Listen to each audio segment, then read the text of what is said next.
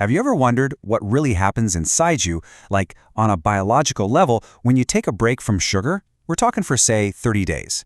And this goes way beyond just losing a few pounds. It's more like a total system reboot for your brain chemistry and your metabolism. So let's get into it and break down exactly how this incredible transformation works. Okay, before we talk about quitting sugar, we need a reality check on how much we're actually eating.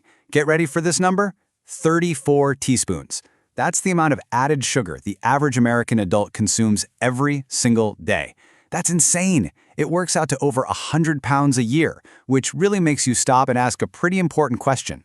Because let's be honest, this isn't just about empty calories, right? This habit is fundamentally changing our internal chemistry. It's messing with everything from the reward circuits in our brain to the way our body actually produces and uses energy. And once you understand that, you'll see why breaking up with sugar can be so powerful. So let's start with the command center, the brain. You know that feeling of it being so hard to quit sugar? Well, it's not a lack of willpower, I promise you. It has everything to do with brain chemistry. Sugar literally hijacks the exact same neural pathways that are involved in addiction. And the main character in this story is a neurotransmitter called dopamine. When you eat something sugary, your brain's reward center gets this huge flood of this feel-good chemical. Now, this isn't just a nice little feeling. It's a really powerful biological signal that's basically screaming at your brain, "Hey, that was amazing! Remember it and go get more of it now."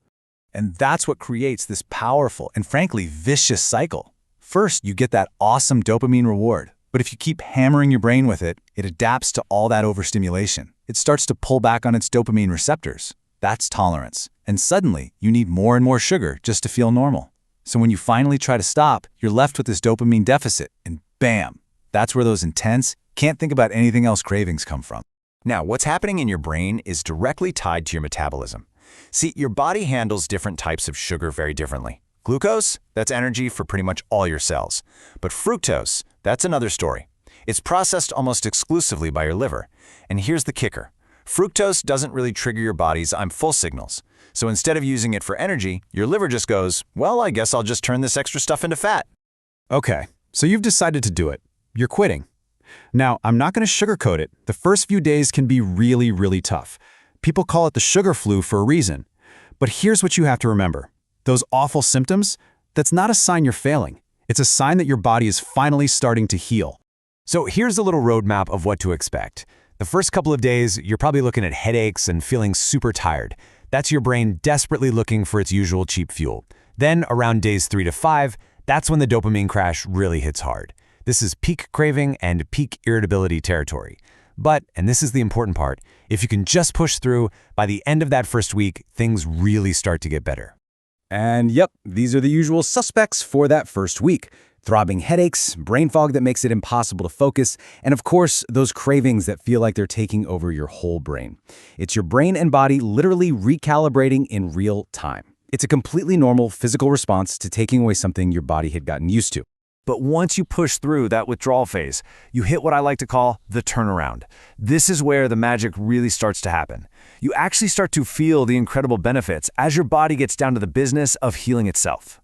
30%. So what's that? That is the potential drop you could see in your blood triglycerides in just the first month. And that's not some tiny little change. That's a massive improvement in one of the biggest markers for heart disease risk. And here's exactly why that happens. Remember how we said fructose turns your liver into a fat-making factory? Well, when you cut off that supply line, the factory slows way down. This directly lowers those triglycerides in your blood, it reduces the dangerous fat stored around your organs, and it can even drop your bad cholesterol. It's one of the most direct and powerful benefits you'll see. This right here perfectly sums up one of the biggest changes you'll feel day to day. You go from that crazy sugar roller coaster, the spike, the awful crash, and then the desperate craving for another spike, to this amazing, stable, sustained energy that just lasts all day. You can finally say goodbye to that 3 p.m. slump for good. So what's happening under the hood here is that your body's entire communication system is resetting. The hormones that are supposed to tell you when you're hungry and when you're full, they're completely thrown out of whack by a high-sugar diet. But without all that static, you start to actually hear the signals again. You recognize when you're full, and hunger becomes this gentle nudge, not some frantic 5-alarm fire. So this brings us to the final phase of our 30-day journey, which honestly just becomes your new baseline. These are the incredible long-term changes that start to just feel, well, normal. You know, one of the most amazing benefits people talk about is mental clarity. That constant low-grade brain fog you didn't even realize was there, it just lifts. See, a high-sugar diet promotes inflammation all through your body, including your brain.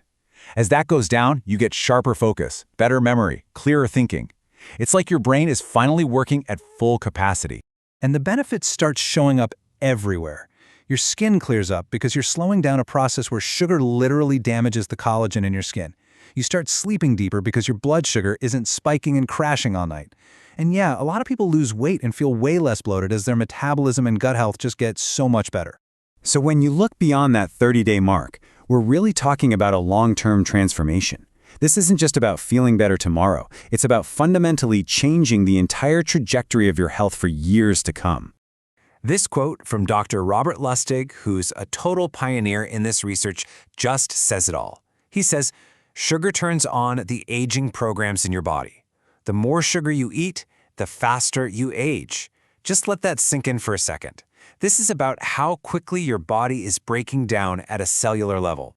And the science absolutely backs this up. When you slash your added sugar intake, you dramatically lower your long-term risk for some of the biggest chronic diseases out there. Heart disease, type 2 diabetes, fatty liver disease, even some forms of dementia and cancer. You are basically taking one of the biggest proactive steps you can for a healthier future.